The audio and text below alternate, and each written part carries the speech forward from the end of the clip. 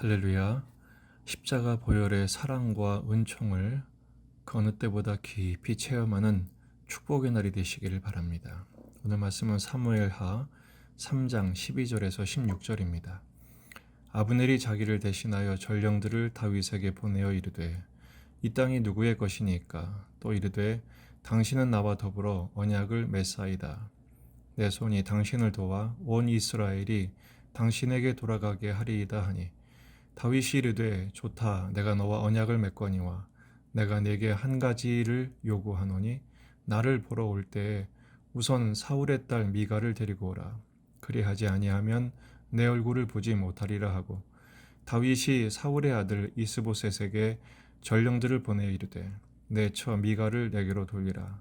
그는 내가 전에 블레셋 사람의 포피 100개로 나와 정원한 자니라 하니 이스보셋이 사람을 보내 그의 남편 라이스의 아들 발디엘에게서 그를 빼앗아 오매 그의 남편이 그와 함께 오되 울며 바후림까지 따라왔더니 아브넬이 그에게 돌아가라 하매 돌아가니라.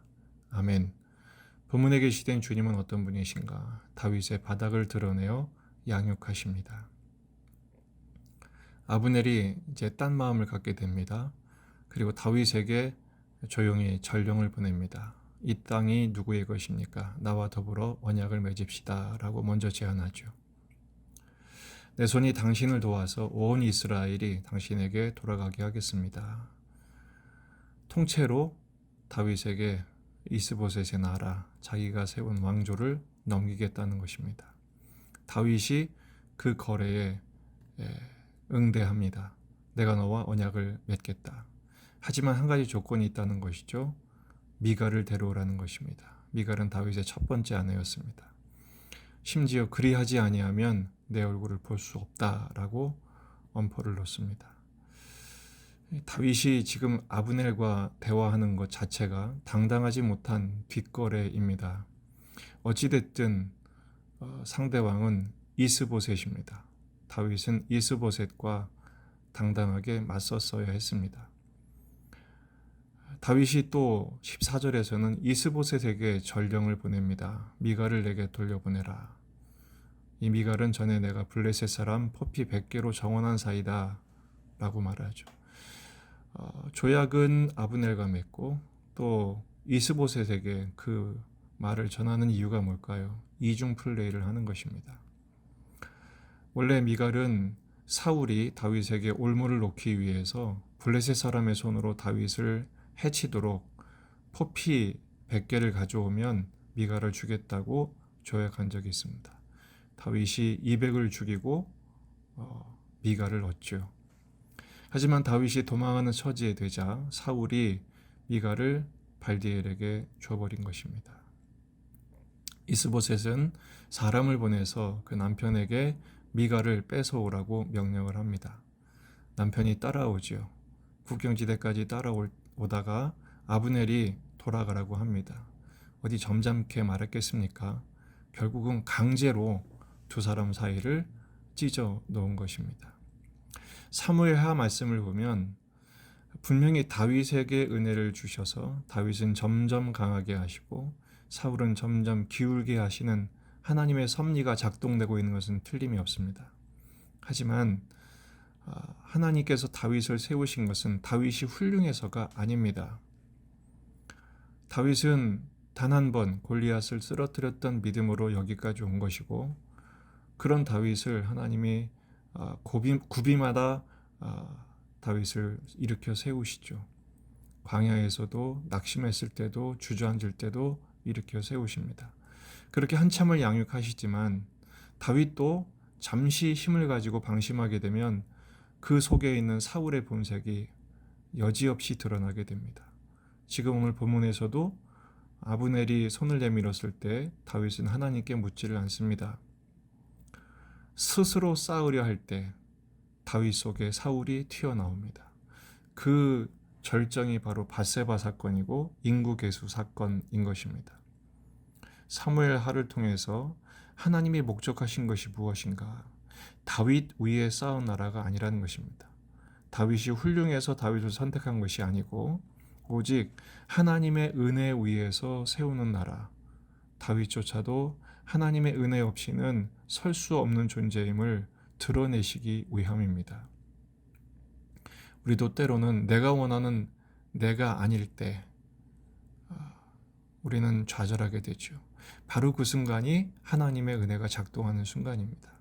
하나님이 목적하시는 나의 모습을 바라보고 또한 소망해야 합니다. 하나님께서 우리를 선택하신 것은 우리가 훌륭해서가 아닙니다.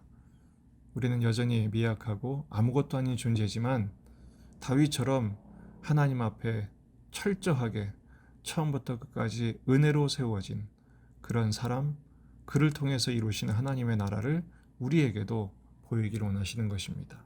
단적으로 말하면 예수님으로 말미암아 구원받고 오직 예수님 위에 세워진 존재가 되기를 원하시는 것이죠. 그리고 그 목표는 예수님을 닮는 것입니다. 에베소서 4장 13절 말씀, 우리가 다 하나님의 아들을 믿는 것과 아는 일에 하나가 되어 온전한 사람을 이루어 그리스도의 장성한 분량이 충만한 데까지 이르리니. 사무엘서에서 다윗이 훌륭한 적도 있지만 그 다윗의 훌륭한 점만 강조하다 보면 예수님이 필요 없어집니다. 우리도 우리가 때로 상태가 좋을 때가 있지만 그때만 강조하다 보면 누군가를 비난하고 정죄하는 교만의 자리에 설 때가 많습니다. 우린 한없이 낮아져야 합니다. 한없이 겸손하고 십자가를 통과해야 합니다. 다윗도 다르지 않습니다. 오늘 말씀을 보면 다윗은 참 비겁하고 비열하고 자기 명예를 회복하기 위해서 남의 불행을 가볍게 여기는 그런 사람으로 보입니다. 골리앗을 이긴 것에 한계에 붙들린 다윗이죠.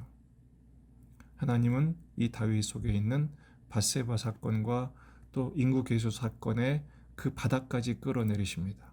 그래서 다시 은혜 위에 다윗으로 만들어 가실 것입니다. 그때까지는 한참 남았습니다. 고난과 연단과 훈련과 낮추심의 과정을 지금 계속해서 보게 하십니다. 우리의 삶 역시 그러합니다. 왜 우리의 삶은 고난이 그치지 않는가? 왜 눈물과 슬픔이 멈추지 않는가? 하나님 왜 이토록 끌어가시는가?